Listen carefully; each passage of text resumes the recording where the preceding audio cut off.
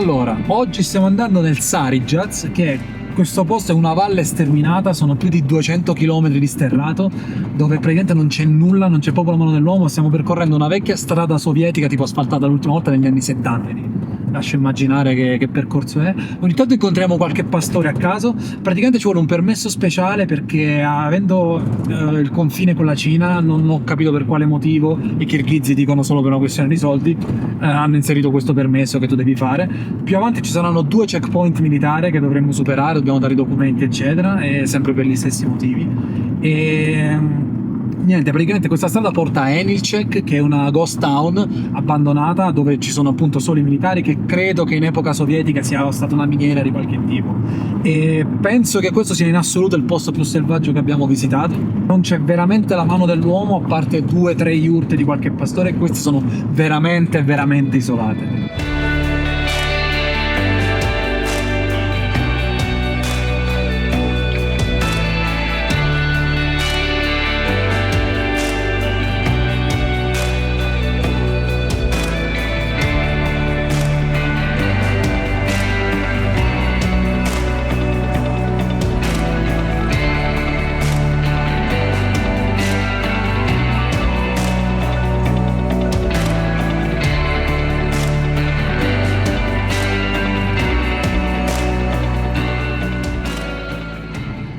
Allora, abbiamo appena passato il checkpoint militare poco fa, gli abbiamo consegnato i documenti che servivano per entrare in quest'area e i nostri passaporti. È arrivato questo kirghizzo bello paffuto con il suo Kalashnikov a tracolla, ci ha controllato un po' in maniera sommaria il bagagliaio e niente, adesso ci ha lasciato andare, stiamo andando alla Ghost Town adesso. Ci dirigiamo ora verso Enilchek, una ghost town a sud di Karakol. Enilchek è stata una città mineraria, è letteralmente costruita ad hoc in epoca sovietica, circa nel 1980, su un'area ricca di tungsteno, stannio, molibdeno e altri minerali, materiali vari. Con la caduta dell'Unione Sovietica, come tante altre città minerarie sotto l'Unione Sovietica, appunto, hanno iniziato a spopolarsi e gradualmente a diventare a tutti gli effetti una ghost town.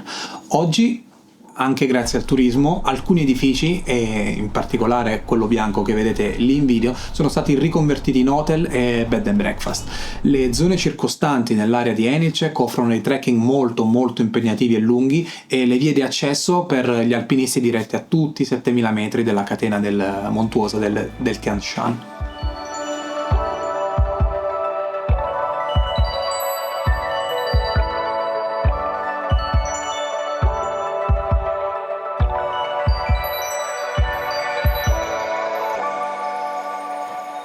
Finiamo la nostra veloce visita a Enilchek e ripercorriamo la strada da dove siamo venuti. Ad un certo punto prendiamo una svolta che ci conduce nell'immensa valle del Sarigaz, questo altopiano a 3000 metri dove la mano dell'uomo è praticamente inesistente.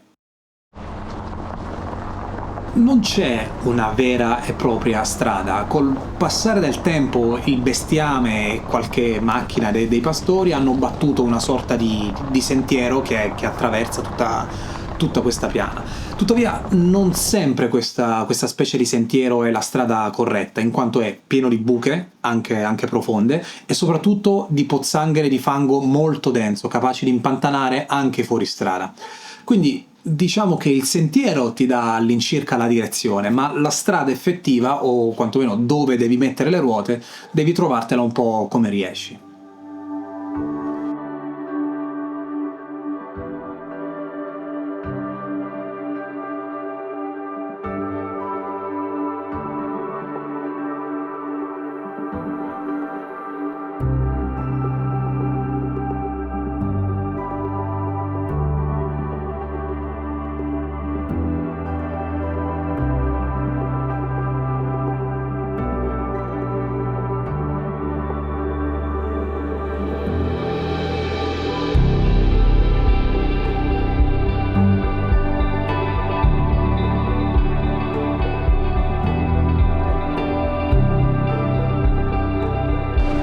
Proseguiamo per 5 ore, guardando fiumi e facendo attenzione a dove mettiamo le ruote. Piano piano che proseguiamo, il paesaggio cambia e le immense montagne del Tian Shan iniziano a farsi vedere con le loro cime bianche innevate.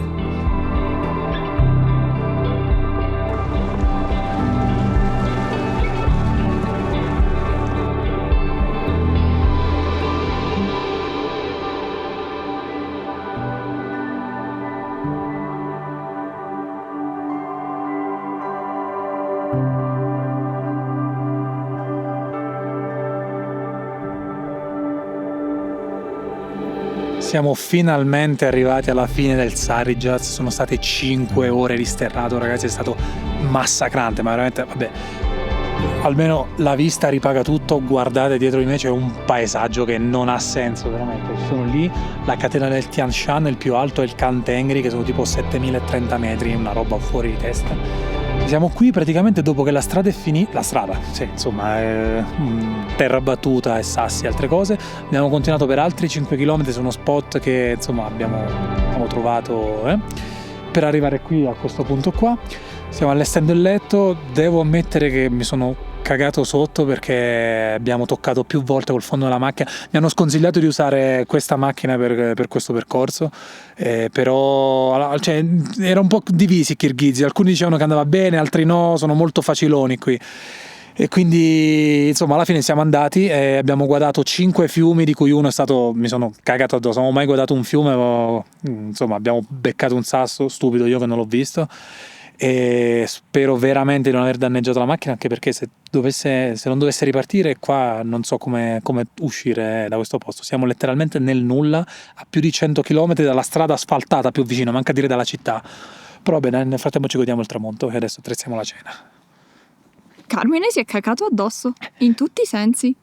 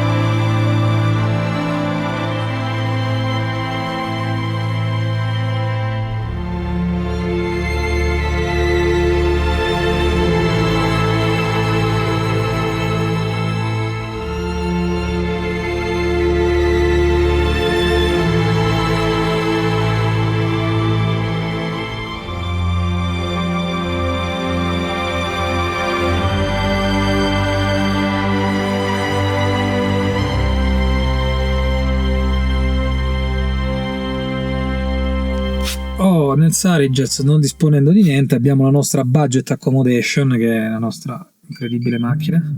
E ho ricevuto un messaggio sul satellitare, aspetta. E dicevamo, nel Sarigaz, non disponendo di strutture ricettive e nient'altro, praticamente a parte un paio di pastori abbiamo incontrato, la nostra accommodation budget sarà la nostra macchina. Abbiamo anche la tenda, però siamo vicini ai pastori. Ho sentito un ragazzo su Instagram mi ha detto che una volta si è svegliato con un lupo davanti. Insomma, vabbè, la macchina è spaziosa, alla fine non è tanto diverso dalla tenda.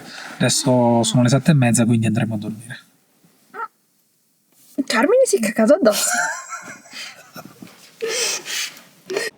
E dopo un'alba a dir poco mozzafiato, facciamo colazione e diamo un ultimo sguardo a questo luogo magico. Rimettiamo tutte le cose a posto e ripartiamo per la prossima tappa del viaggio, ma non tutto va secondo i piani e la macchina inizia a fare degli strani rumori. Allora, la giornata di ritorno dal Sarigaz è stata sfiancante. Abbiamo fatto tutta la lunghezza della piana, più o meno, fino all'incrocio della strada comunque sterrata che poi riportava a Caracol, erano circa 40 km, ci abbiamo messo 5 ore e mezza. Praticamente durante uno dei guadi all'andata abbiamo sgrattato in maniera piuttosto creativa la macchina, la pancia della macchina, su un bel sassone che io non ho visto nel fiume, che era proprio lì, si vedeva, era proprio da stupidi non vederlo, io non l'ho visto, vabbè. E abbiamo praticamente deformato l'intero serbatoio della macchina.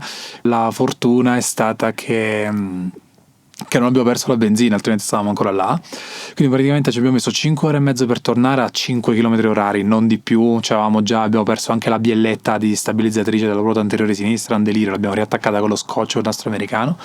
Insomma, riusciamo poi a finire questa strada sterrata, a ritornare a riprendere la strada asfaltata ma con dei crateri, praticamente dei buchi di meteorite. Torniamo a Caracol, andiamo dal meccanico e ci dice che la bielletta è riparabile. L'avevamo talmente deformata che per tirarla via hanno dovuto smerigliare il pezzo, bellissimo. E in tutto questo noi saremmo dovuti andare a Son Call la sera stessa, partendo alle 2 del pomeriggio, contando che ci volevano tipo 6-7 ore di macchina, e fino alle 5 stavamo ancora dal meccanico. Quindi che facciamo, che non facciamo? Niente, alla fine ci siamo incamminati lungo la strada, abbiamo fatto circa un 5-6 ore di macchina, siamo arrivati a un posto Kochalkov, qualcosa del genere.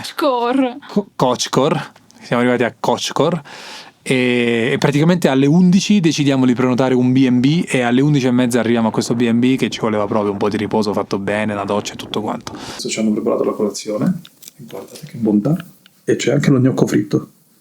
Quindi questa è stata la disavventura di ritorno alla Tsaritsas, un po' così, è stata la nostra prima esperienza di fuoristrada. E poi niente, abbiamo dormito a Kochkor e siamo incamminati la mattina dopo per il Son Call, dove siamo attualmente e dove sto facendo questo video. Stiamo finalmente arrivando al campo Yurt, abbiamo fatto tutto il giro di questo lago, è stato l'ennesimo sterrato che non volevamo. Questa non la sapevamo in realtà, che fosse in condizioni migliori la strada, anche perché per il primo tratto abbiamo tenuto 50 all'ora, poi una certa sono iniziate buche su buche.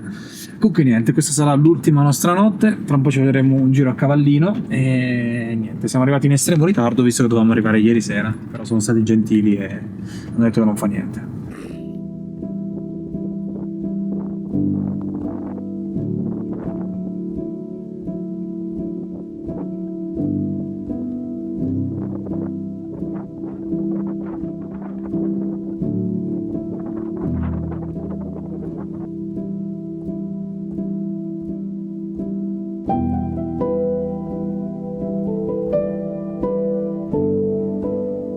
Son Call è un lago alpino situato in un altopiano a 3000 metri che si estende a perdita d'occhio.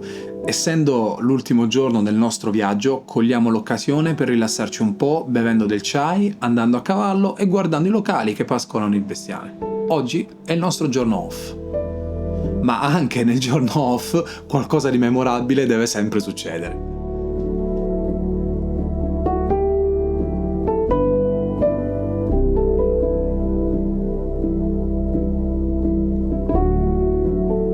Allora, siamo a Son Call, finalmente siamo arrivati. Queste sono le nostre casette per oggi, il posto è fighissimo, abbiamo la seggiolina a dondolo, tutto il lago là.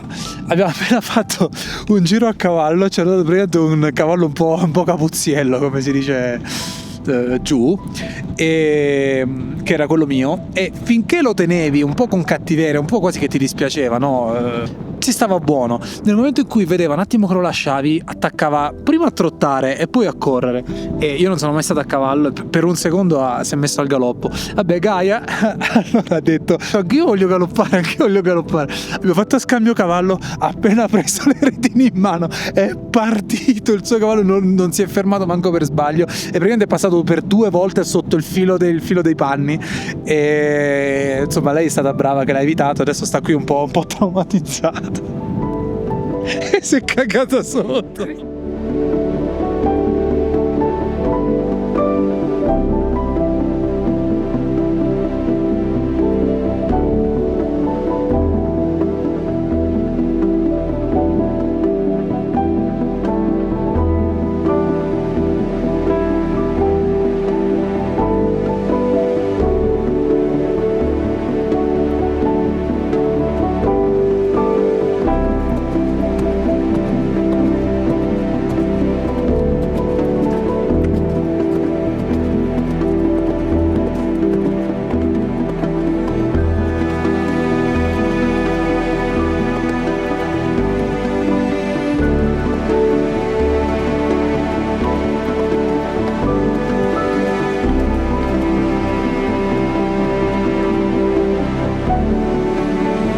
Allora, dopo quella bellissima cavalcata, adesso vi facciamo fare un tour della nostra yurta per questa notte.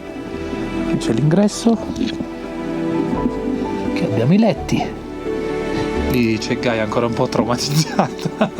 Sono i letti, stanotte ci dormiremo in 2, quindi tutti i letti sono per quando è a capacità piena, e lì c'è la stufetta che non penso che utilizzeremo perché vabbè, fa fresco, ma non così tanto. Questa è la cena che ci hanno preparato, saremo qui, condividiamo gli altri tavoli con gli altri ospiti eccetera. È stupendo, abbiamo una yurta gigante qua dentro, c'è la stufa con ovviamente il tè che bolle, e ogni piatto ha sempre il solito... hanno acceso le luci, questa mi mancava, infatti si sente il rumore del generatore che è partito. In ogni caso, questa è la nostra cena.